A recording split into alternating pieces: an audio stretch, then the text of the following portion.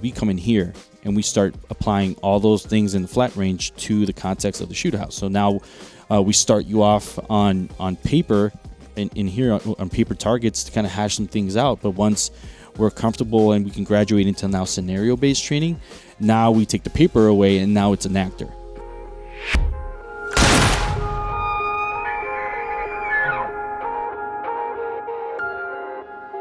All right, what is up, everybody? If you're watching on YouTube, then you can see where Jim and myself and Chris are right now.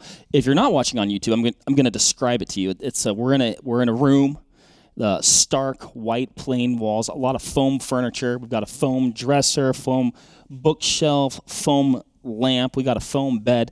People might think we've been committed. Right. Fair assessment, I would think. Yeah. I don't know if is this memory foam. It almost feels like memory foam. It's non-load Well, bearing. what happens is if you lay on it and you break it, it sort of does memory foam to the position that you broke it into. And Okay. It's just always that way. That's broken foam. Broken memory. We got a ficus tree. That's a nice touch. A lot of pot marks in the walls too. A lot of pock marks in the walls. Mm-hmm. In front of us, we've got what appears to be some Glock pistols, an AR, Jim, which I think that's one of yours there. Yeah, that's right. Yeah, that's an AR. But we're in a shoot house, which on the surface you say like, oh my gosh, they're in a shoot house. It sounds pretty sinister. They can. But gentlemen, what the heck is a shoot house?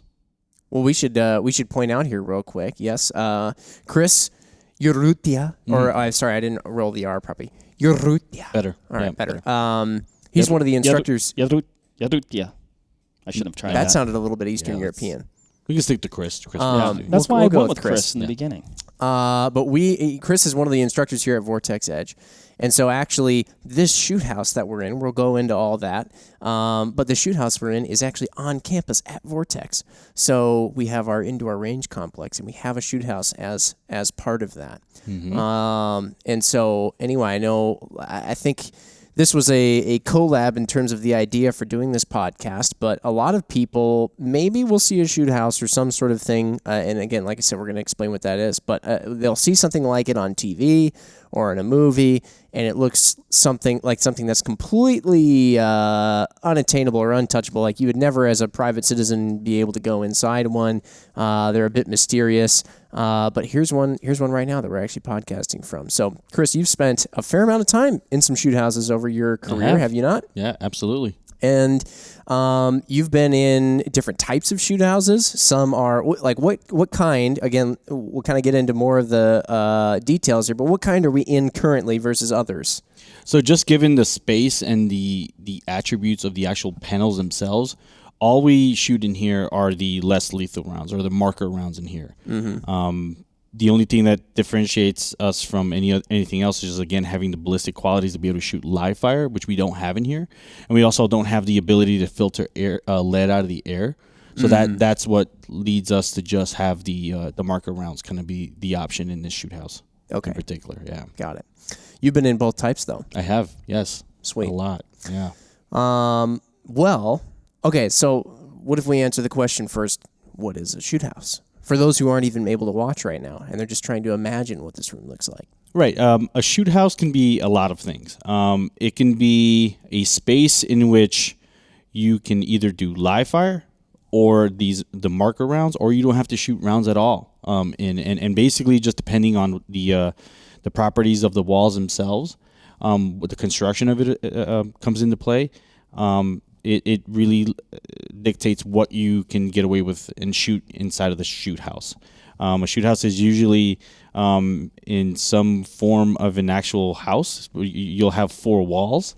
Some can be covered. Some can be open air like ours is. And some can be even indoors with a catwalk overhead. That's what we got going on here. Right. Mm-hmm. And basically a shoot house is a space where you can train a lot of the things that you do on the flat range and really put things to the test in here. Whether that's, force on force, that's like actor versus actor, force on paper. And it really gives you an opportunity. It's a space where you can really shake out a lot of the things that you do on a flat range. Mm-hmm. No, I mean, like, if you are watching on YouTube, you're seeing kind of like a static room that we're in right now. But Right. there's a lot more to this structure than just this room. So maybe describe what else we have going on here. Right. So we're in one of the interior rooms of this particular shoot house, but we're surrounded basically by a bunch of other rooms that all have an interconnecting hallway. And we also have the ability to change the setup of the house within a relative short amount of time. And basically this whole structure sits inside of one of the bigger rooms down at the Vortex Edge, on the Vortex Edge campus. So basically we're set up like a shotgun house with rooms on either side of the hallway right now. And I think this whole shoot house, actually, this room that we're in, that this shoot house is placed in, is somewhere over like 3,000 square feet, Correct. right? Yeah. Correct. Yep. Ranch style. What ranch style home? Yes. Even though it does have the catwalk overhead, Right, which is pretty cool. MC Ryan is actually watching us from above currently. We're instructors or something like that would normally be standing. Right. But in the grand scheme of things, I'm just actually curious. Like, is this a regular size shoot house, smaller shoot house, bigger shoot house? I would say it's pretty on par to what I've seen. I've definitely trained and spent a lot of times in shoot houses that are far smaller than the space we have here. But I would say just in general, this is going to be a little bit of bigger space, and it really gives you a lot of options in terms of what you're able to accomplish in here. Sweet. Is a facility like this, like a shoot house, like how, I guess, common are they? Like, do a lot of people have these? A lot of trainers, law enforcement agencies, like? I can tell you just from my time as a police officer out on the East Coast, and when I was active duty Marine Corps, we didn't have anything like this. Certainly not anything that was less lethal or only specifically for the marker rounds. In Charlotte, we had an open air shoot house that was basically they've since upgraded, and I really can't go into the details of what they have now, but I spent a lot of my time in what was railroad ties and filled in with basically gravel and several layers of rubber that gave the walls that we shot into ballistic properties to be able to shoot and not worry about rounds getting out of the house. So it was, the floor was gravel and sand, kind of a mix. And that's basically what I spent, 5 years training in when I was on the SWAT team. And then on Camp Lejeune, you certainly had other shoot houses kind of shared the same properties. But again, open air, nothing was really indoors. And I think what's really unique about ours is, yes, we don't have live fire in here, but we can control the temperature, we can control the lighting, we can pump in sound, right, to really amp up the training experience.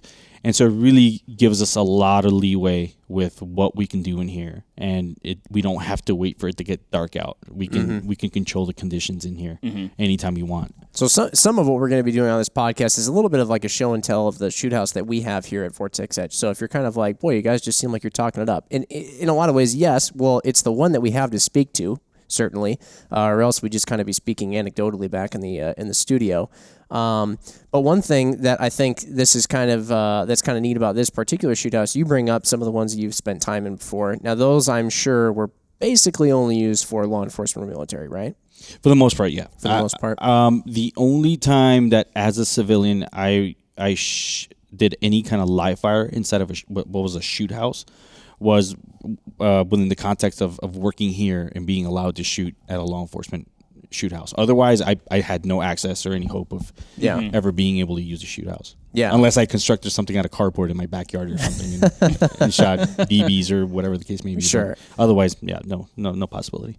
But we actually here at Vortex Edge, we get to kind of use it for private citizens who want to come in and take some of our classes. So maybe you can go into, obviously, like we said, and like you said before, a shoot house gives you the opportunity to practice a lot of you've worked on the fundamentals of marksmanship, maybe moving and shooting, weapon manipulations. Now we're going to put you in a real life scenario where there's an actual, 3D actor target, so to speak, for you to maybe have to engage or maybe not engage. Now you're mixing in a lot of the thinking aspect of it within that scenario. So certainly it makes a lot of sense. It probably goes without saying pretty much for the law enforcement military application. But for some of the classes like we offer for private citizens, they can come in here, and maybe you can explain that because you teach a number of these classes that happen in here. What ones are those, and how is it useful for those folks as well? So I'll talk to my favorite one first. Basically, it's been one of the only ones that we've taught so far. We've done now almost 5 iterations of home defense, and that course starts. The training experience starts on the live fire range, right, where we make sure that you can hit what you're aiming at, and then that graduates into some single-handed manipulations with the gun, making sure that you can shoot strong-handed only while manipulating a light, let's say, right? And of course, that graduates into being able to do those things and identify a threat, right? Where we give you a process to which to follow and go through and getting a snapshot of a person and deciding and whether or not you have to defend yourself or have the ability to use lethal force in a defense situation within the context of home defense, of course. So then that only takes up half a day one, right? What we do when we come back from lunch is we come in here and we start applying all those things in the flat range to the context of the shoot house. So now we start you off on paper in here on paper targets to kind of hash some things out. But once we're comfortable and we can graduate into now scenario-based training, now we take the paper away and now it's an actor, right? And now what we do is we put you in situations where, plot twist, they're not all shoot scenarios, right? Like there's a level of decision-making that has to happen. So the point that we try to drive is, yes, we want you shooting accurately, we want you shooting quickly, but we also want you to have the bandwidth to be able to make a decision so that when you come in here, the shooting is almost happening subconsciously. So I'm not trying to force accuracy or trying to think about being fast, but I need you to be able to make a good, sound decision on whether or not I need to defend myself, or is there a way I can maybe remove myself from a situation. So there's a lot of thinking involved that happens at home defense, and the same kind of principles are going to be applied to our concealed carry dynamics class coming up. Only the context there may not so much be heavily on what happens inside of the shoot house. We're going to do a lot of work in and around. And certainly we have some scenarios planned that take place in this very room that we're in now. But that more applies to just concealed carry and carrying every day. But we also, the beauty is, like, one scenario takes place in the lighting that you're seeing now, but then we kill the lights and maybe turn on one cell in one of the corners, and now you're working in low light. So again, it drives that principle that we hammer out fundamentals on the flat range, and then we come in here and we put them to the test. Yeah. Are there, so you're talking about, doing some of that work on the flat range, but are there, I guess, prerequisites before somebody comes in and does a course that involves the shoot house? That's a very good question. So for home defense, we've got it down to just needing to have, I don't even think we have any. No, we don't have any prerequisites for that class. Yep. Because the like I mentioned, first half of day one is just us making sure that you can look at a target, put the dot or your sighting system on it, pull the trigger, and have relative accuracy, really good accuracy actually. Yeah, and be safe and all that good stuff. Right, exactly. We want you we want to make sure that you can pick up a handgun, go through a proper load procedure, fire a series of rounds, and then unload it and place a safe handgun on a table. And that's so relevant to being able to open a safe and find the handgun in a condition, right? Check it and then go do what you have to do.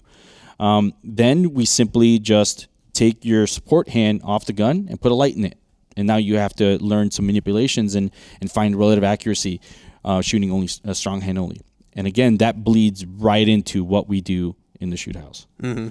Yeah. So there's certainly more that you could go into as far as marksmanship. When I say certainly more, it's like obviously there's way more you could go into. But I think one of the biggest things about home defense, it's so much more than a shooting class. Right. It's a class to get you thinking. It's a class to make you realize, that simply buying a gun and sticking it under your mattress or something like that is not the home defense. Right. That is a tool that you have bought. Now you need to actually kind of figure out how to use it effectively, Yeah, Mark, so to answer your question, no, for home defense, there are no prerequisites. Now, for a course like Everyday Ready or Conceal Carry Dynamics, because we're working from concealment holsters, we do. We're actually getting ready to. And can I speak to Intro to Conceal Carry? Yeah, that's something we may not see yet here this year. This year's pretty booked up, but we're working to add something. Yeah, that's like an intro to concealed carry. Yep, where you would come, and it's an introductory level course where we start just from the moment you get here working from concealment, right? So for that course, we do have, I think, an intro to pistol requirement. Because at least in our intro to pistol, we do intro people to the use of holsters, right. And we can work in our concealed carry dynamics class. If you're still kind of like learning, maybe you're not comfortable with like appendix carry yet, we can still work. Absolutely. Correct me if I'm wrong, but like maybe you're wearing like a shirt jacket or something like that with a real tight kind of outside the waistband holster. That's still concealed. Yeah, absolutely. So, and we work with it. Yep, we work with you on whatever you feel comfortable with. Yep. So I think it's funny too because we have that night vision class, and we come in here for a little bit in the night vision class because we can just use the shoot house to have people walk around with nods on their face and not bump into stuff. Right, 100%. So it's actually kind of funny because during that course, people will get to interact with the environment and actually come in here and see how different lighting elements will impact what night vision can do, and that's one of the beauties in the shoot house. I can put you in one room that's completely devoid of any ambient light, and you can get an appreciation for how dark it gets, especially even under nods, right? Whereas I can put you in a room that's closer maybe towards the front of the shoot house, and now you can see what like little LED diodes are doing and how much spill there is for light. And I kind of geek out on these things, but it's actually really cool to see those moments in people that like. The biggest one for me was realizing like what an Apple Watch did and how much energy it put out, and like cell phones, for example. And it's all possible because we do have the lighting controls in the shoot house that allow us to kill the lights. Yeah. And really explore some really cool things in here. Are you doing any work with, like, let's say you're in here, got nods on, and then somebody else who, whatever, they don't have nods, so for them to see, they have a flashlight, but then I would assume that if they were trying to identify you or get a look at you for whatever reason, and they shine their flashlight at you, that would affect what you're looking at, perhaps? Yeah, and that's a good question. That's an effect that some refer to as a photonic barrier, right? Where I'm looking out into space, and then if I have a light source shine back at me, it's going to impact my ability to see, obviously, through night vision. But the same effect can be had without night vision. So at home defense, we drive the need to have a good flashlight, right? Because I want to be able to burn through any ambient light that may be available in my environment, or maybe if the intruder or bad guy or assailant has a light source of their own. The most popular is probably the light on your camera phone, right? Having the ability to burn through their light and still be able to see what you need to see on the target, and make a decision based on what you see is something that we drive home. And also, things like like Jimmy has a good example here of lasers and IR lights on weapon-mounted systems. Also have the same considerations, right? Can I burn through anything that's coming back at me and still see a sighting system of some sort and still have the ability to see what I need to see from on the target and make an informed decision on whether I need to use these lethal force. Those are all things that we cover in the shoot house. Yeah, it's like when a couple of years back when you're watching Dragon Ball Z and those dudes are shooting like power balls out of their hands, and then kind of getting that little battle where one guy's power ball is kind of getting towards the other dude, but then he's like, "No, I'm going to fight it back," and that's what it's like with flashlights. That's exact. You took the words right out of that. My is mouth. a perfect. You were going to make a Dragon Ball Z reference too. Yeah, absolutely. Somebody else out there knows what I'm talking about. Yep. I think this might be a question either more appropriate or I'll reiterate because I think we should do a podcast on flashlights, Jim. So you're talking about, burn through, right? So is that, are you essentially almost like fighting light with light? Like basically. It's because that's interesting to me. Yeah. I've never had to do that before, luckily. Yeah. And not to get completely off topic here, but a lot of people will just look at the lumen count on a flashlight, not take into account like throw and candela power also being important, right? I can fill a room with a bunch of lumens, But if I don't have any throw, that the throw is what gives you that burning power and be able to combat things. So Is that throw like essentially like how focused that beam is? Right. So here's my here's phone flashlight against the lit up wall. You can't see it at all, and then Chris is about to hit it with his mod light. right. Bam. So There's a difference. Right. So if Jimmy being Dragon Ball Z.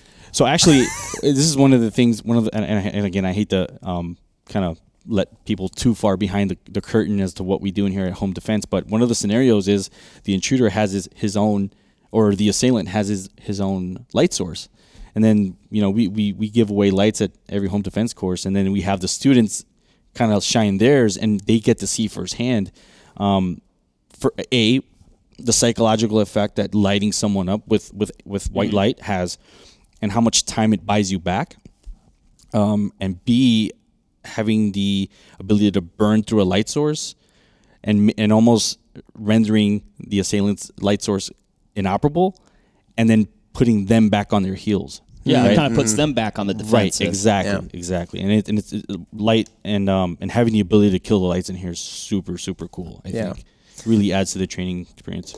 So, Chris, one thing I'm curious about now, maybe we can start peeling back the layers a little bit of, it's really cool if somebody can get to come and interact with a shoot house, but even some of those people who are just, even if you're just kind of an enthusiast, you're curious about a shoot house, what it takes to actually set one up, for example. Now, it can kind of seem at first glance, if you come in and look at it, you're like, oh, cool, you guys just kind of like threw up some rooms. But actually, each room is very carefully thought out. In fact, we actually, like you said, we can move the shoot house around. We can move walls and things. It's a bit of a process, but you can do it. We haven't had to move around many walls in our whole time here because we very carefully planned out what room would go where the hallway would go. Also, I'm sure you can get into this more because in some of our classes, we'll talk about it, certain classes, like even CQB, you start talking about center-fed rooms, corner-fed rooms, how big the room is. Does the room have a window? Where is the window? Weird little, you can't see it on the camera right now, but this is almost kind of like a little closet, and behind us is sort of like if this is a master bedroom, like a master bathroom. Can you go into some of that stuff? So this is an action target shoot house. Yeah. It's modular, like you talked about. Between 2 or 3 of us, it would take about 5 to 10 minutes to move one of these panels around. Each panel is anywhere between like 50 and 75 pounds. So it's not just like picking something up and moving it. Like it does take some effort. It's very big. Right. And with all that being said, there are other systems that are more portable or lighter that allow you to kind of get the same thing done in terms of kind of rearranging rooms. But shout out to Justin, who's a fellow instructor. When he designed kind of the layout of this place, he actually did very well. I think in the year and a half that I've been here, we've only ever removed 2 doors that we didn't like at the end. Right. Yeah. Otherwise, everything where doors are, windows, and walls, just like you finished talking about, how certain rooms link to each other and others kind of just are their own problem. All very thought out, and all each get put to use as they were intended. Yeah, I think, especially for home defense, is really nice because we can hunker down in one room and really use that space to drive a point home or get a learning objective kind of covered. But for something like CQB, also we have an open enrollment CQB course here that we're getting ready to put on. We can open up the whole shoot house and prevent different problems. We have a T intersection up here that is its own problem. We have opposing doorways. We have, like you said, center-fed, corner-fed rooms that all pose their own different considerations and problems to the students. And it's something that really excites me, right? Because we can come in here and we can section off a part of the shoot house and just run one certain room, or we can start working entire sides of the shoot house. The possibilities are legit, just limitless as to what we can do in here. Yeah, I mean the scenarios that you can, the realistic scenarios that you can present and train on, like you said, are pretty darn innocent. It's like, oh yeah, we're in a bedroom here, but I mean, you described like 3 or 4 even just a couple minutes ago. Yep. Whether it's night vision, CQB, home defense, like you can really get a lot done in this one space without having to switch stuff around. Can also confirm or I can neither confirm nor deny, I'll say, that this room makes a pretty darn good convenience store when you start removing some of the foam furniture. Yeah, I was actually going to say that, like, the room, it's funny that you guys chose this room to film the episode, because this room is both a great hard room in home defense, but it also serves as a let's call it a coming to Jesus moment when at Everyday Ready. So, like you said, it turns into a convenience store where hopes and dreams are shattered. I'd like to think. Yeah. But, a lot of Kind of learning a cliffhanger there. Yeah, a lot of learning occurs in this room. Mm-hmm. You brought up the idea too of like a hard room, and I know we've talked about the actors that we involve in home defense and stuff, and some of the really unique attributes. Like if you were to go to a home defense class, I'm not saying you can't have a really great home defense class without the use of a shoot house, but it helps so much because seeing all the different angles and seeing, in this case, an actor come through a doorway, or hearing them come down a hallway, or seeing their light shine underneath the door, or something like that. And then figuring out too, like, let's say you're going to go over and you've got a room where there's a loved one, and that's part of the scenario. You're going to make your way over to their room very quickly, and you're going to decide to either hole up there or head back to, you kind of, it's a little bit of a choose your own adventure. But then figuring out, okay, I'm in here and we got this funny thing, and, this furniture's over here. Where am I actually going to be? Where do I want to be at? And it just gives you so many more problems to have to work through that aren't even remotely related to, I guess they're indirectly sort of, but they're not related to like shooting, like trigger press, sight, all that stuff. It's not related to that at all. It's actually a strategy. Right. It really does appear to be like decision making. Oh yeah. And I guess hardcore. whether you make the right decision or the wrong decision, you get the opportunity to learn from that decision. Yeah. 100%. Without, actually being in any real danger. Right. Even though it feels like, you can tell when people get done, you see their eyes out of breath. Sweating. It feels real. Oh yeah, big time. And that's probably, I would assume, one of the biggest takeaways is having that realistic stress component involved. For sure. Yep. I believe that you can get yourself pretty ready on a flat range, right? Like there's things that you can do to force stress and increase your heart rate, and certainly train under those conditions. But until you've been exposed, and exposure is pretty important, right? The experience and exposure piece to a situation where you have to make a decision and you have to rely on those flat range shooting skills to be there for you subconsciously. You don't know where you stand, I would say. Some people do come in here and surprise themselves, right? Where, our role players, we take great pride in time and programming, and almost like having a script for the role players. Like we don't just cut a role player loose and say, "Hey, go attack this person." Yeah, that can get really dangerous. Yes, they operate under a very specific set of guidelines, right? One of which is, hey, you're not going to go down until you perceive good rounds on target, right?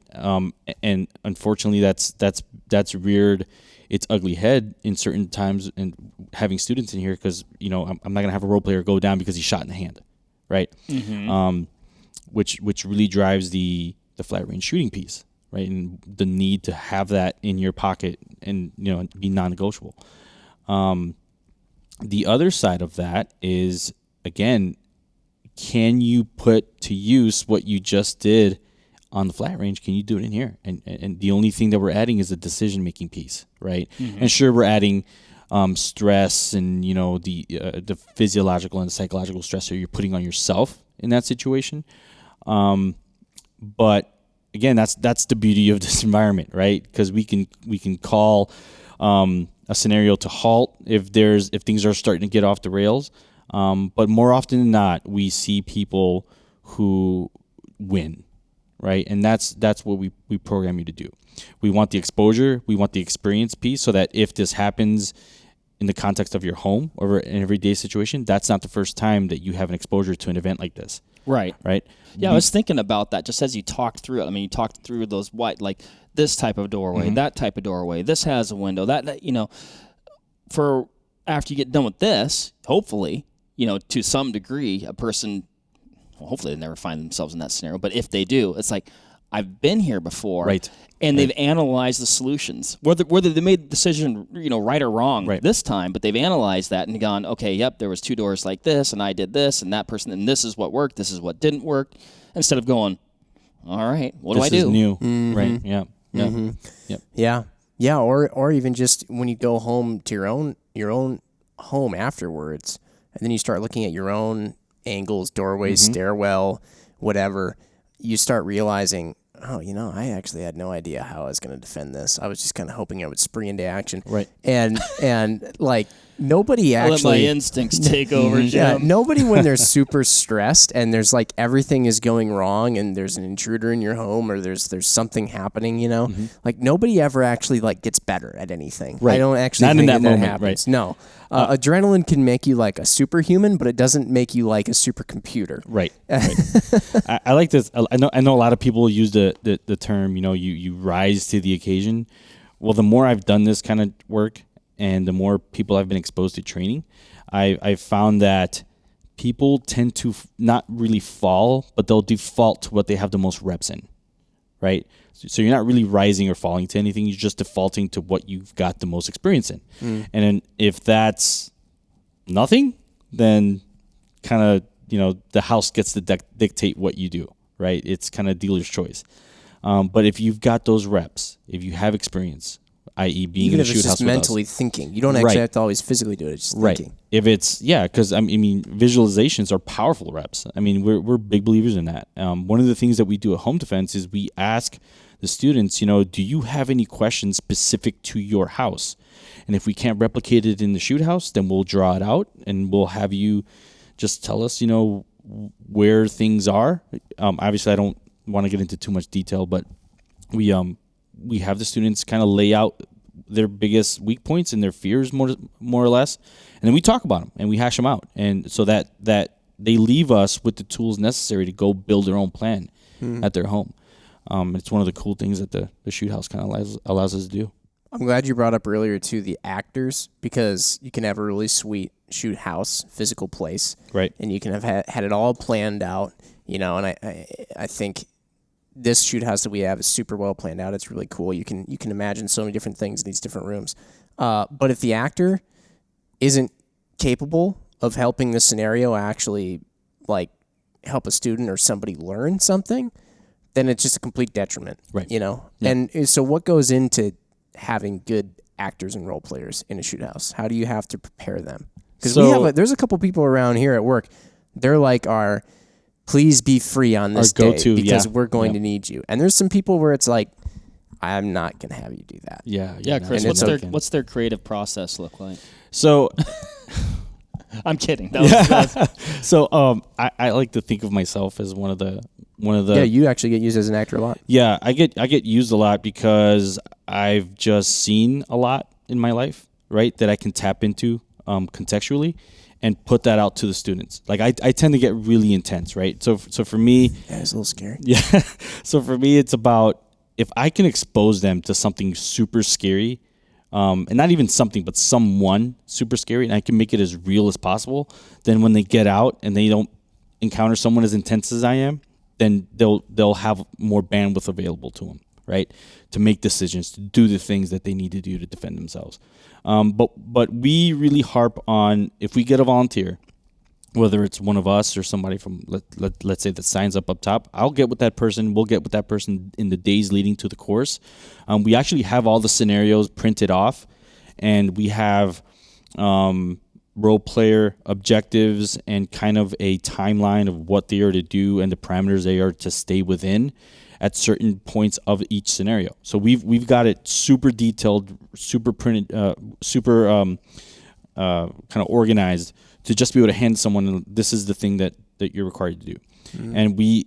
And right before we as we're suiting the person up, or even long ahead, we're telling them, like, you are not to ad-lib. Like, this is the thing you're doing, or we're blowing the air horn and we'll find someone else and we'll reset the scenario. I'm a big believer in that role players can either make or break a training experience, right? Yeah. If you get someone who is both intense but also professional enough to stay within the parameters that you set for the scenario, then you're going to have a really good training experience. Yeah. The other side of that is if you have someone who's kind of ad-libbing or doing things outside of the intended objective of the scenario, then it can actually harm and even start producing some training scars that we're not really looking for, right? Right. I feel like you said the word objective a couple times. Like you guys have an objective in mind. Yep. So it makes sense that you need to stay within those guardrails or you're not going to get there in that process. And just to add to that, like I'm not saying like everything is lollipops and rainbows. It gets really, really dark, really real in here with what our role players are putting our students through. But it's done from a place of really caring for the student's experience. Like we want those exposure and experience reps to really drive some things home. And I think that if you were to interview like any number of students that have been through here, any one individual will tell you that, man, I'm really glad. Like Chris was really intense, but I'm really glad I went through it. Yeah, You know what I mean? I feel like the right actors for scenarios, they have to have. There is almost like I can see how for a TV show or something like that, like all the auditions and things, you have to find the right person, and there's all these little subtle things, right? Like Chris is really good at being a bad guy, I will say, for actors, because he does the subtle things right. Like if somebody was just told to go in and they're like, okay, here's the script, and I'll say, you said, don't ad lib, and I know exactly what you're referring to, but in some ways you also have to have some creative ability to see it through the student or the actor. They're not an actor. They're, what do you call them? Just the role player. The role player. Yeah, their eyes. Yep. Because like, if you just told somebody, hey, walk at them, and if they tell you to stop, don't stop, yada, yada, yada. Mm-hmm. But like a guy like Chris, he'll get that like nasty stare down. Mm-hmm. You know what I mean? Instead of just kind of like, oh yeah, I'm walking towards you. No, Chris is going to have like, he might put that little swagger in his step. He's got a stare. He's kind of maybe going to like mess with his hands down by his waistline a little bit. It's like real subtle little things, but he's doing stuff that, he's seeing it through that role player's eyes so that they can get an actual sort of realistic look.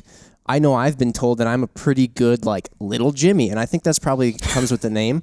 But, like, I'm okay at being, like, a little Jimmy across the hall in the bedroom, you know what I mean? Mm-hmm. Because if somebody comes in and I know that they're a mom and they've got a little 2-year-old kid and, like, in class before, they're like, oh, yeah, like, little so-and-so, he asked me, like, 10 million questions. Well, it's like, oh, I just heard that. Mm-hmm. So when you come into the room and I'm sitting in there and I'm supposed to be, like, your little kid, I'm going to ask you 10 gazillion questions. You know what I mean? I'm not just going to kind of be like, oh, yeah, okay, I'll just follow you over to here. I won't say anything, and I'll just sit down, and then you'll just go through the scenario. I'm going to be like, what's happening? Who is that? Is there someone in our house? Is that Dad? You're really good at it, man. Yeah, I got to say, yeah.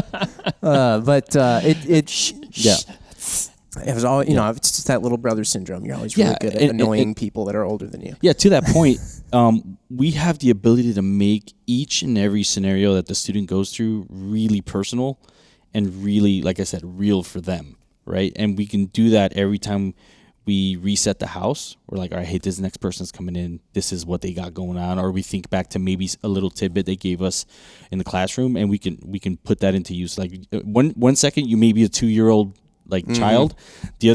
For the next scenario, you might be a teenage brother or something, right? So I think that's really cool. And it really helps us to mold the scenarios to the student specifically. Yeah. How about, so we've got these firearms on the table. Mm-hmm. We got to talk about these because one of the biggest aspects, I think, with a shoot house, and Chris, I mean, this is almost like we'll probably take up almost the rest of the podcast just talking about this, the safety measures that have to go into place. Yeah. Because this is essentially, I've heard the instructors here say this before. This is the one room in the whole range where we have a bazillion safety measures in place beforehand, before any of this ever gets to this point. But we will eventually ask you to start breaking the rules of firearm safety, within an actor scenario and all that stuff, right? Because technically, do I want to destroy the person there? No, not in real life. But if it were, this bad guy who's threatening my life, all that stuff, maybe so. But like, you're going to point something at somebody else that is a firearm. You're going to put your finger on the trigger. You're going to pull the trigger and do all that stuff. Right. That's very scary.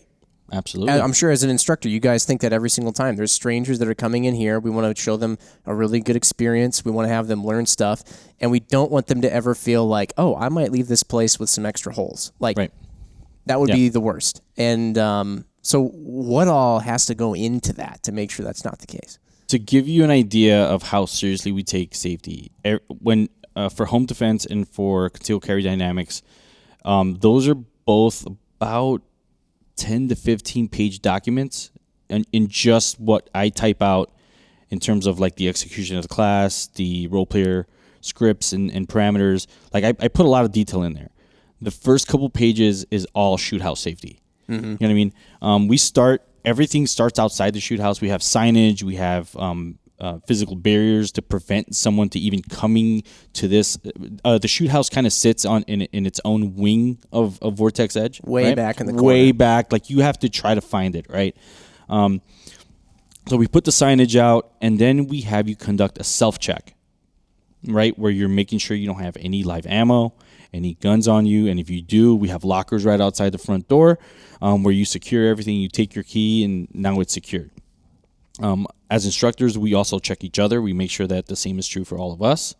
We make sure that there's just no possible way where there's cross-pollination between all the marker rounds and anything live ever, right? Even when we're coming in here to do our own training, like we're still following the same safety protocols. Yeah. So once you've checked yourself, you then check each other. And then the last step is having an instructor search you, right? Obviously, if you're male or female, we'll follow different steps. Like we have metal detectors, we can ensure that you don't have anything on you. And then once you're kind of allowed into the shoot house, you're marked with a little reflective belt that lets us know like didn't grab one of those. Yeah, we didn't grab a little glow belt. But anyway, it marks you and lets everyone within the room lets them know that this person has been checked. They're good to go. And then we have others safety steps and measures in place, such as there is one person controlling the ammunition and one person controlling the magazine, right? So when you start the scenario, one of us is loading the magazine and handing it to you and handing you a UTM pistol. We use the UTM system here. One person only. One if person you're only. handed something from somebody else, be like, hey, Nope. where's Justin? Have Justin hand it. Exactly. So everyone's made aware of who that person is going to be at the beginning of the training, so that you go to that person to gun up, so to speak, and you're going right to that person to turn your stuff in, and then the next student is coming behind you. So we're pretty serious about that. We have someone on the ground, so to speak, with the student. One of us, and then there's one of us at all times watching overhead to making sure that everything's safe. Oh, MC Ryan, way to Yes. go. So this is what we wear, right? As you can tell, there are no holes or paint on these, so the students have done really well about not shooting instructors. Got a Right? blaze vest there. Yep, blaze vest I for feel the like instructors. you were talking about using a light to burn through. I think you could just put that vest on. Oh yeah, and yeah. Like, Yep. Or throw the vest on the bad guy before and then these are just what we mark our ankles with, after we've done the 3-layered inspections of people, and that lets us know that you've been checked. You are now safe to kind of enter the shoot house, not let alone participate in training, like just to come in the shoot house at all. Even if you're watching. Even if you're just watching, if you're on a tour, heck, we've had police departments in here, and the chief of police will want to come in and was like, well, sir, all due respect, we have to check you, right? And then here you go, you've been checked, you can come in, because the last thing we want to happen is just an accident that didn't need to happen take place. Oh yeah, for sure. That would be that's the biggest thing. And then I mean, I've got my my cardstock notes here, Jim. Actually, the printer was out of regular paper, so I had to quick grab. I noticed So that these- they were oddly. It these was are like an very- oddly stiff piece of paper you had. very high quality, Cardstock, all right. Yeah. very nice. high quality notes here. Yeah. But I mean, my first bullet. What is a shoot house? Number 2, safety measures and protocols, because I know that is just such. I mean, that is the high priority Right. here for you 100%. guys. Yep. This is the room that our insurance hates. I can confirm that. So at a minimum, whether it's force on paper scenario, the student is at least going to have eye protection on, like non-negotiable, right? If we step things up to now we're doing force on a role player or force on force, then depending on what the student is running, like for example, a lot of the scenarios at home defense are just student being armed with one of the marker rounds and the role player being armed with a prop or something. So the role player is devoid of the ability to shoot marker rounds back at the student. So the student's only required to have the eye protection on. But the role player, I mean, he's walking around with a full suit protection. got the helmet, mask, helmets, groin protection, just everything suited up so that we can put that role player through multiple reps of the same scenario. Now, in cases where we have maybe more than one student running a scenario, then everyone has to have the protective equipment, obviously, because there's a potential for us, the students to potentially start shooting at each other. So we step it up from there. It just the context really drives the safety equipment for the most part. That you're looking at least eyes as a student, and if you're a role player or if we have more than one student running a scenario, then everyone's going to be in full protective garb. And I will say that the helmets that we use are pretty sweet. They do the job of keeping rounds out. And they also have a fan built in. Yes. So if guys like me who are of the sweatier variety, they do a great job of making sure that you can see things, right? Whereas other helmets in my past, like they're fogged and I can't see anything. I'm done. You know what I mean? Yeah. So, but there's so much that really goes into it. Like Yep. You mentioned before, the instructors, we've got an air horn in here. They're always kind of ready to, at any point, if need be, stop the scenario if it ever gets out of hand. The actors, if you are a role player and there's an actor in the scenario, and the scenario is not set up where you're in more than eye protection, like if it ever comes close to physical contact, done. You know what I mean? Yep. Like, the other thing is, you mentioned the props too. Like the props that we have in here, they're all very realistic looking. In fact, I can't tell you how many times I've picked up the fake hammer thinking it's a real hammer to use as a tool, and you almost like throw it in the air. Foam, and so nothing in here should be designed to actually cause harm, right? Like real harm to anything. Now, granted, when these things come zinging out, these little NLTA rounds here, if it hits you in a spot that is unprotected, it'll leave a welt, but you're not dead, right? Oh, you haven't lost anything. I did hear Pete, as we're coming in here, talk about his sim scars. Yeah. I think we've all got them to some extent. For the role players, I try to protect my role players a little more, right?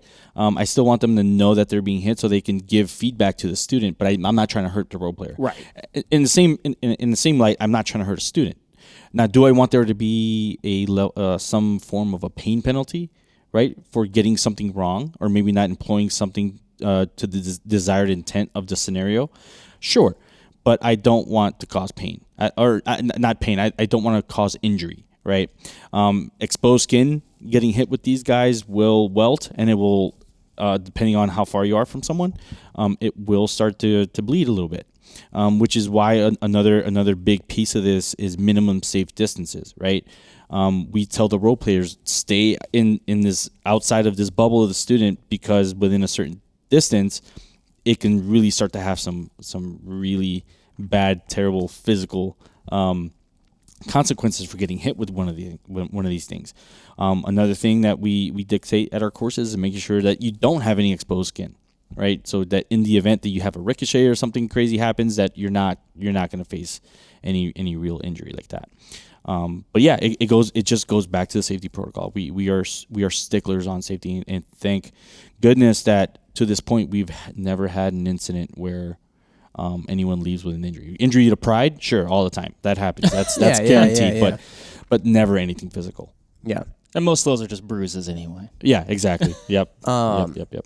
I mean, we speaking of these things though, how do these things work, Chris? Because the unique thing is, these are real Glocks in front of us, and that is really my AR. That was a normal functioning AR just minutes before we started this podcast.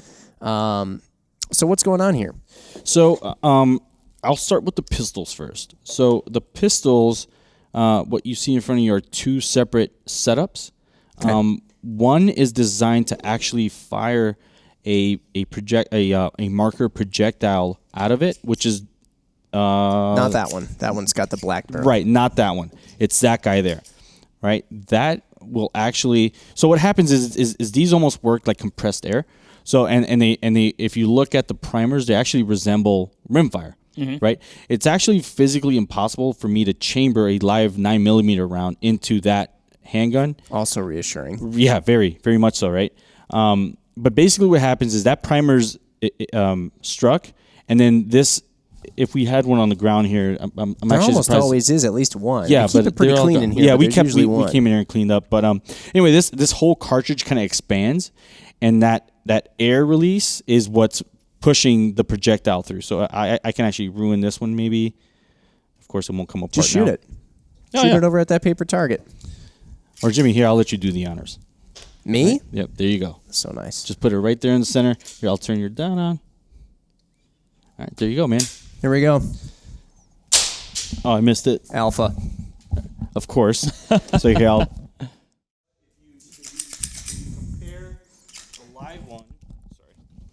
So now if I compare a live cartridge to a fired cartridge, you can see the expansion that takes place. Oh, wow, Right? yeah. You guys see that? All right, and now, of course, the projectile's out. And now let's talk about the projectiles really quick. It's basically a plastic cage, and inside that plastic cage, there's a small dab of almost like a lipstick type material. We tend to only have blue and red. And that little dab of material sits on a very small ball bearing. One of the reasons that I've become a fan of these UTM rounds is that combination of projectile really gives you some accuracy at distance. Oh, sure. I used to run another system in law enforcement. I mean, after 5 yards, the round would start to knuckleball, and it was just gone, right? So beyond 5, 6, 7 yards, the training value in terms of putting rounds on target is really not even there, right? Whereas That's a pretty important factor. Yeah, I would say, yeah, absolutely. I would say with these guys, like, I mean, we're getting point of impact at like 20 yards, right? So they're maintaining a lot of their energy. They're maintaining really good accuracy. So that's kind of why we've landed on these, and it really enhances the training experience. Yeah. So these They are also they also cycle really well. Like they're very well, very reliable. Yeah. Especially the AR platforms. Like we can load 30 rounds into a magazine and not have any issues. We just need to be a little mindful of the pistols. I think we limit 10 to 15 rounds in these guys, and they run perfect. Yeah. I've never had any issues with them. So between the two pistol magazines here, you got a magazine filled with the projectile rounds, and we also have blanks. All right. We arm our role players for the most part with the blank rounds because there's no projectile. They're just making the sound. And that's this gun here. So this gun is then Right. indicated. That one that I just shot an actual NLTA projectile out of is indicated by a. People are probably freaking out that I almost just about flagged myself with a blank gun here. But so this one's indicated with a blue barrel. Yep. And then this one's indicated with my water bottle's just in an annoying place. A black top. Right, barrel. and we tape it off just so that it's an easy visual indication of what that gun is. Right. This one can't even chamber these. Nope. These So, marker rounds. They can't exactly. They can't chamber the marker rounds, and we keep the two sources of ammunition separate. The safety coordinator that's in charge of loading magazines knows exactly which gun needs to be loaded with what. And also, if we have, like, say, a scenario is taking place in this room, and the role player is already in this room, then he is given a couple boxes of the blanks, and he is given the blank gun, and he's isolated from everything else, every other source of ammunition, and that's just another layer of safety that we throw on there. But yeah, the UTM rounds, they're great. They're great Yeah. for what they accomplish for us. I noticed the magazines, or the mock magazines. I guess they're magazine of some fashion. They're a different color. Yep. They're somewhat transparent, marked differently. Another important safety component, I imagine. Right. So we've gone with blue across the board just for safety. It's the color that I've kind of been accustomed to in my professional careers in law enforcement and military, to just be able to recognize that something is less lethal or not live. right? And we went with these transparent magazines just because I can shine a light on them, or I can just look and I can see just the plastic projectiles on the front, right? And it's just another added layer of safety, right? Yeah. So my safety coordinator for scenarios, he can just pick up a mag, doesn't have to unload it every time, just sees all plastic. All right, this magazine is good to go. Here you go, load up and gun up for the scenario. Just another easy way to ensure that we're all being safe. So we have the 2 handguns there. You got a blank and a projectile firing pistol. And now with the rifles, and a side note, when you come to train, yes, you do have to shoot our Glock 17s that are obviously outfitted and specifically made to just shoot these projectile rounds. With the rifles is a different story. All right, so this is Jimmy's gun. Yeah, that's exactly what I was going to ask next. I mean, so this is his gun, right? Yeah. The only thing that we've done, that was able to shoot real bullets, right before the podcast. Right. The only thing that we do is we take out his live bolt and then we put the proprietary UTM bolt in there, and now it's set up to shoot the rifle cartridges, which work on the same kind of primer system, same expansion, pretty much the same projectile, and now the rifle's ready to shoot the UTMs. But and also a really cool feature is it doesn't even allow you to close the ejection port, so that we can always ensure that you have a blue bolt in there. And then when you're done with training, we take our blue bolt back. We give you, or you go off to maybe a range or a training room. You put your real bolt in your rifle, and you're good to go. But we keep the 2 completely separate. None of that swap back and forth happens here. Right. So yeah, that's that. But that is pretty nice, because then this is the rifle that I would primarily use for. It would be a great home defense rifle, or it'd be just a rifle that I'd use in whatever scenario. But now I can use it in the context of a shoot house. Right. Right. So. And you don't have to use something that we're kind of giving you. It's your setup. Right. You're not. Yeah. I mean, your level of familiarity with it, how it operates, how it feels. Right. Mm-hmm. And then I get the questions. Do the plastic projectiles kind of ruin my barrel? And I can tell you no. I've got. Gosh. Yeah, how often do you guys switch back and forth? Oh my gosh, just over and over and over, and all the time. Changes. Nothing changes. Yeah, no. I would even say that. Have I made a conscious effort to punch my barrel out? Maybe once, but otherwise I just go back to shooting the live rounds, and it kind of takes care of itself. I've never had any issues, and I shoot both 14.5 ADMs, and I shoot I take my Mark 18 in here all the time, especially when we're doing CQB stuff, and never had any issues. Yeah. That's pretty cool. Yeah. Man, did we miss anything, Mark? Well, I wouldn't mind touching a little bit on well, one, obviously safety. We don't want somebody, like you said, you don't want somebody to get hurt, right? But also, you're not walking around in daily life with tons of crazy protective equipment on, right? So is there a balance to be struck there with how a person might normally be able to move or engage a threat without being impeded by safety equipment?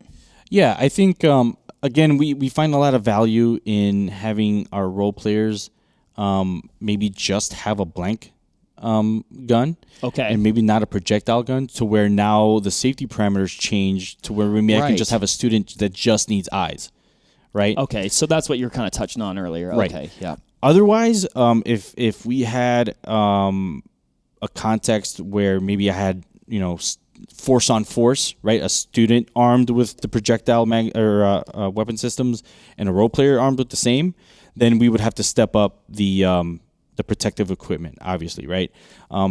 Within the home defense context, we don't, at that course, we don't fire back at the students. We definitely employ these guys to add to the realism.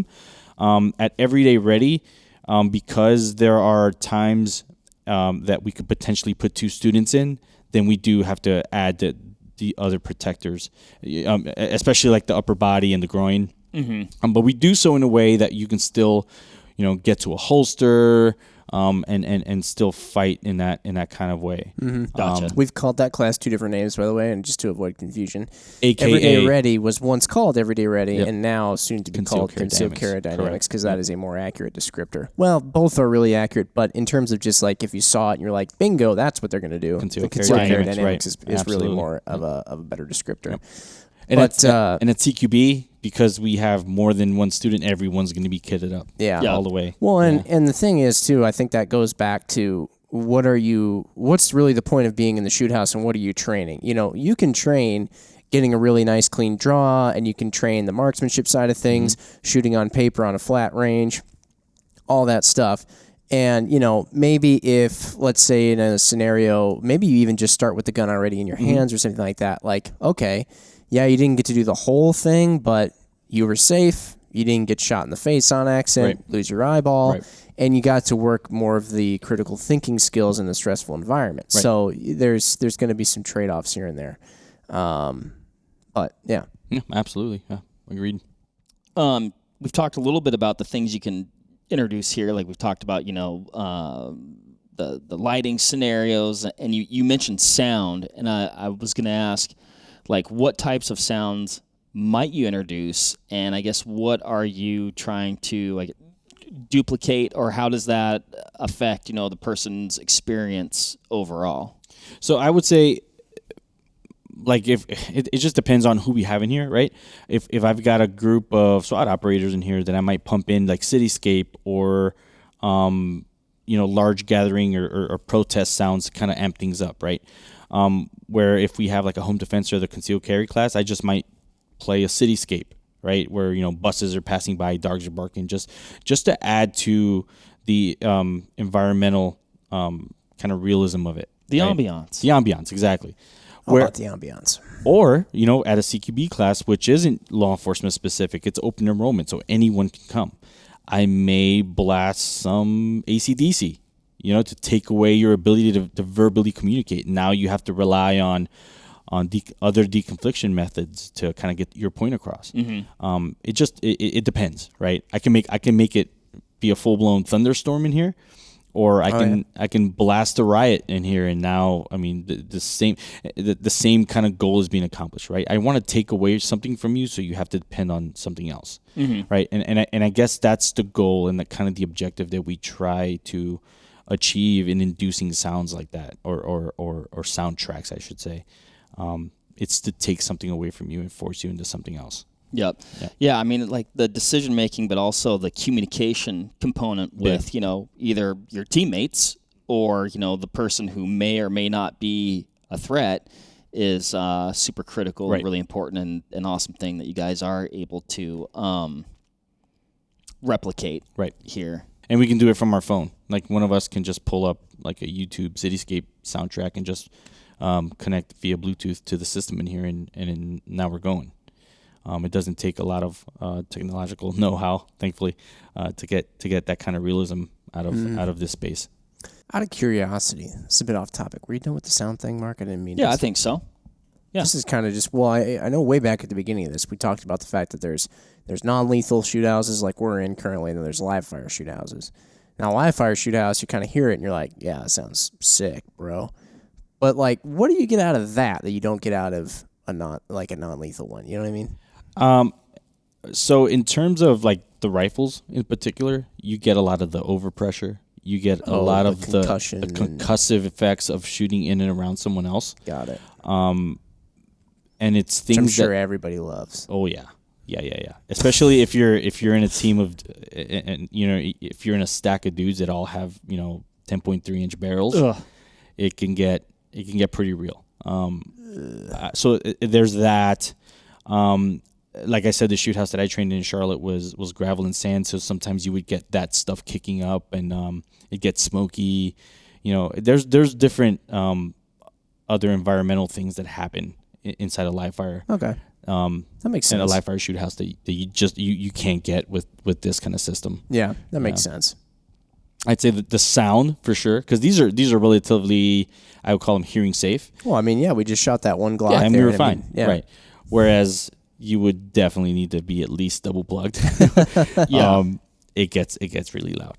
Yeah, it gets loud, it gets concussive, it gets sandy, dusty, smoky, wet maybe if you're depending on where your shoot house is located, if it's covered or not. It gets pretty uncomfortable, I would say. Right and it just adds to the training value of it. I'm sure. Yeah. You guys ever watch a student and learn something and go, huh, that was a pretty good idea? All the time. Yeah. In fact, when a student brings something up to us in terms of like a debrief point or just an observation, man, we take that stuff to heart. Like we really try to push the envelope and try to improve every training experience. You know what I mean? And we encourage it too. Like, hey, what'd you think? Like, what'd you see? And we take that feedback and it directly impacts what we do that very next course. Yeah. I like that when you have the catwalk here, it allows students who have already gone, so they're not at this point going to like maybe cheat a little bit, for lack of a better term. They've already gone. They stand up here. They get to watch other people come through from an aerial perspective and then see, oh, yeah, I know the way they did that. I like that. Or, oh, wait, now that I see the room from this view, I'd have done that different, Yeah, absolutely. That is the beauty of the catwalk. Yeah, I love the catwalk in here. It's probably obvious, but I mean, you brought up the debrief, right? And I think that's a really cool component. Like I said, probably like, oh, of course you do that, but it's like, okay, here's what you do. You run the scenario, but then you guys get to break it down afterwards. And I think that's, key to that learning process for sure. And that debrief process is scripted for us as well. If we run into there's standardized questions that we ask every student, and it culminates with, is there anything that you could have done to make yourself safer or more dangerous, right? And if it's something glaring, then we're like, cool, let's run the scenario right back. And then I like to think that it allows that student to experience victory and winning, right? Because I don't want a student's experience to end on losing or relative losing or if they're bummed out that something didn't go a certain way, then all right, let's get out. We're running it right back. And that debrief process is super powerful. A super powerful tool, and we do that after every single run. Whether that's in this, like if we have a scenario going on here, we would like to debrief here, but maybe an instructor that was up top can take you and debrief you elsewhere. You know what I mean? Either way, you're getting a debrief. You're getting feedback, good, bad, or indifferent, and you're going to end on success. And that's kind of something we pride ourselves on. Not like everyone gets a trophy, but we want you to experience like doing the thing good. Right. Yeah. I mean, you want to end on a high note and feel like, yeah, I learned that. Right. Yeah. There's no value in just us coming in here and beating you up and then having you hang your head on the way out. I just don't think there is. So yeah, we try to have people experience winning.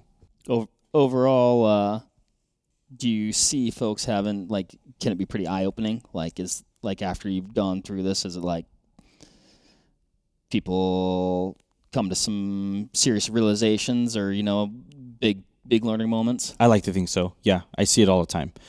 Whether it's someone who just bought their first handgun, has never shot a handgun before, and comes in here for a course, or someone who's been at it for 20 some odd years like I have, like everyone will have a deficiency or a weak point exposed here in the shoot house. And that's the beauty of this thing. Like, it doesn't matter where you are, this thing will they have a saying back east, it'll tell you about yourself. You know what I mean? And yeah, that's one of the beauties of training inside of a shoot house like this. Yeah. I know my wife happened to take the home defense course here, and since then she wouldn't shut up about it, which is awesome. And two, it was instantly like, now it was like suddenly there was two of us who were talking about the plan, about what we would do, instead of just me being like, this is really important, and her being kind of like, I'm not that, like, that's all complicated or confusing or scary, or it's not that I feel like that's not going to happen. Then it was kind of like, oh no, this is all, that was definitely a pretty big eye-opening thing. I think the biggest eye-opening thing that happens is a lot of people don't realize that you can live your life not knowing, that leads to fear, and then you're just scared of everything. Or you can come here and train with us and let us show you what those things are, and you leave here confident. And I think that's the main gift. Like, I've never been, I kind of pride myself on the fact that we don't sell fear here. Mm-hmm. Like, we sling confidence here. Yeah. You know what I mean? And that's something that I hold in high regard. Mm-hmm. And all the guys here kind of feel the same way. You know what I mean? You don't know what you don't know, and that will drive a fear response in many instances. But because we expose you and you get that experience in here, like you leave here confident. You know what I mean? You no longer hang your head or walk around in fear. Like that's super important to me. That's a huge takeaway. Yeah, For sure. Cool. I think we did cover it, Jim. I think that's the shoot house. that's the shoot house. Well, and like we mentioned too, for those of you, well, if you've been listening or watching, realistically, this was also a chance for us to get to talk about some of the stuff that we get to do in the shoot house. So it's maybe us a little bit, like I said, it's kind of show and tell, or kind of, hey, look what we got here. But I think that the fact that it's so available to regular people out there is really unique. This is definitely state of the art. Again, like you said, shout out to Action Target, because they've got a really cool system that we were able to put together here. Sure. So yeah, it's not an unattainable thing that you can never be able to have an experience in. No, I think like you said, Jim, I mean, these courses are open to the public. Some there may be some prerequisites, but some that there aren't. And really those courses are, in a lot of ways, what I would think that the masses might be interested in taking. And like you said, just like eye-opening moments and training and scenario-based things. So when you're in that situation, if you're ever put in that situation, it's not mentally your first time going through it. Well, I think the other thing that I felt important about doing a podcast like this was that, in the world right now, in terms of less lethal firearms or shooting blanks. There's recently obviously a lot of talk about that because of an event that occurred where somebody was the unfortunate victim of a mishap in safety procedures. Mm-hmm. And I think for a lot of people who aren't into guns, or maybe just people who are into guns but are kind of like, what is the deal with blanks? How does that work? Or these less lethal firearms and stuff like that. Wondering, and then seeing a class where it's like, I can go sign up for this class, but we're going to be in a shoot house and they're going to be shooting, is that the same thing that they were dealing with on that movie set? Like, is this a potentially dangerous thing? And hopefully this is an opportunity for you guys to see that in a properly run environment with less lethal firearms and ammunition, a properly run environment, there are safety procedures on top of safety procedures, and there's people who genuinely take that side of things extremely seriously.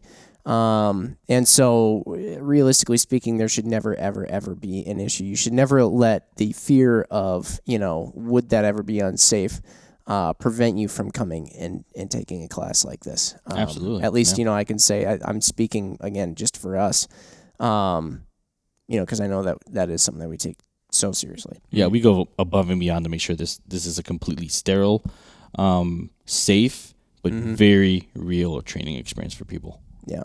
For sure. Cool. Well, there you have it, everybody. If anybody has any questions about this at all, definitely hit us up. You can hit us up in the comments as usual, or over on Instagram. Also, go give Vortex Edge a follow on Instagram. Chris is on there sometimes. Yeah. Well, I'd say, and if you find this interesting or have more questions, like you said, Jim, get with the guys at Vortex Edge. Call them up. Ask them questions about the courses that are being offered. And if it's so you so desire, take one of the courses. Along with Instagram, if just, follow us for sure, but, shoot us a DM if you have any questions for sure. Yep. Or anything. Just we'll reach out to you. Yep. And you'll get a person. You'll get one of us, and we'll answer you. Cool. All right. Well, till next time, everybody. Thanks, everybody. We'll catch you on the next one, and maybe we'll see you in the shoot house. Maybe so. Bye. Bye. See ya. There you have it, folks. Thank you very much for listening. As usual, give this video a like if you liked it, comment something below, and give us a subscribe to the Vortex Nation podcast channel. It would mean a lot to us.